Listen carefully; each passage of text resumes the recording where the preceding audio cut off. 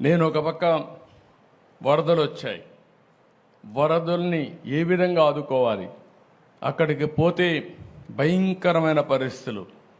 ఒక రోజు కాదు, 2 రోజులు కాదు, 3 రోజులు కాదు, వరద తగ్గడం లేదు. ఏం చేయాలో తెలియని పరిస్థితి.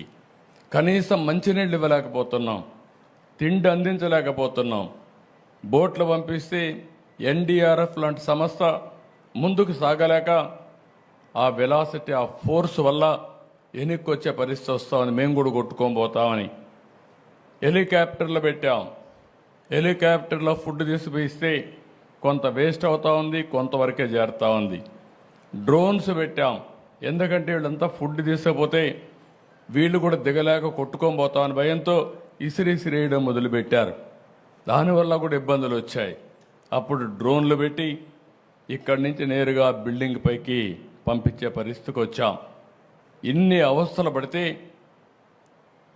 ఏదైతే వైఎస్ఆర్ కాంగ్రెస్ పార్టీ ఒక పేపర్ పెట్టుకొని విషయం జిమ్ముతున్నారు అంటే, ఓడిపోయారు కాబట్టి, ప్రజలు ఓడిచ్చారు కాబట్టి ఈ ప్రజలపైన ద్వేషం పెంచుకొని ఏదో ఒక విధంగా నష్టం చేయాలని ఆలోచించే పార్టీలు నియమనాలు నాకైతే అర్థం కావడం లేదు. ఇలాంటి పార్టీలు ఈ రాష్ట్రంలో ఉండడమే మన దురదృష్టం అని చెప్పి కూడా నేను మీకు తెలియజేస్తాను. భారతదేశ చరిత్రలో ఎక్కడా ఇలాంటి పార్టీ ఉండదు. నేరస్తులు రాజకీయాల్లోకి వస్తే, నేరస్తులు రాజకీయ ముసుగులో ఇలాంటి నేరాలు ఘోరాలు చేసి ప్రజా జీవితాన్ని అతలాకుతలం చేసినప్పుడు ప్రజలందరూ అర్థం చేసుకోవాల్సిన అవసరం ఉంది. అదే కానీ నేరస్తులు రాజకీయ ముసుగు లేకపోతే నాకు 2 నిమిషాలు పట్టకొచ్చి తాట తీసి ఎక్కడ పెట్టాలనో అక్కడ పెట్టేవాడిని అని చెప్పి కూడా నేను మీకు తెలియజేస్తున్నా. నేను చాలా సంక్షోభాలు చూశాను. నాకు ఇవన్నీ ఒక లెక్క కాదు. నా పీరియడ్లో ఎవడో రౌడీ అనేవాడు ఎవడో రోడ్డు మీదకి వచ్చేవాడు కాదు.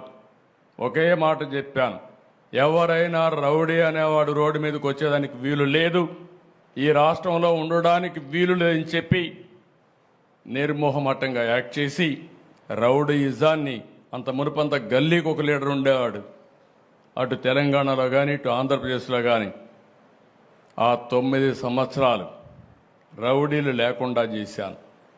రాయలసీమ మొత్తం ముఠాలు, ఒకరినొకరు కొట్టుకోరు చనిపోయేవాళ్ళు, కక్షలు పెంచుకునేవాళ్ళు, తరతరాలుగా ఆ కక్షలు కొనసాగేటివి. ఒకే మాట చెప్పాను, మా పార్టీ మీ పార్టీ అని లేదు, ఎవరైనా ఒకటే, ముఠానాయకుడిగానే చూస్తానని ముఠాలు అణిచివేశాను. ఈరోజు రాయలసీమలో ముఠాలు లేవు. కమ్యూనల్ వైలెన్స్, మత విద్వేషాలు రెచ్చగొట్టే ఎవరైనా సరే వాళ్ళ మీద ఒక మాటలో చెప్పాలంటే కఠినంగా వ్యవహరిస్తానని వ్యవహరించా. కడాన తీవ్రవాదుల సమస్య కూడా నేను ఆ రోజు చెప్పాను. ఇది రాజకీయ, ఆర్థిక, సామాజిక సమస్య. ఇక్కడ ఈ రాష్ట్రంలో అభివృద్ధి కావాలంటే, ఇలాంటి సమస్య ఉండడానికి వీల్లేదంటే కడాన నా మీద కక్ష కట్టి మీకు అందరికీ తెలుసు, తిరుపతి వెంకటేశ్వర స్వామి బ్రహ్మోత్సవాల సమయంలో బాంబులతో నాపైన దాడి చేసిన, ప్రజలకు న్యాయం జరగాలి, మీకు లా అండ్ ఆర్డర్ ఉండాలి, శాంతి భద్రతలు ఉండాలనే ఉద్దేశంతో నా ప్రాణాన్ని కూడా లెక్క పెట్టుకోకుండా ముందుకు పోయిన విషయం మీరందరూ గుర్తుపెట్టుకోవాల్సిన అవసరం ఉంది. ఇప్పుడు నాకు ఒక పెను సవాలుగా తయారైంది.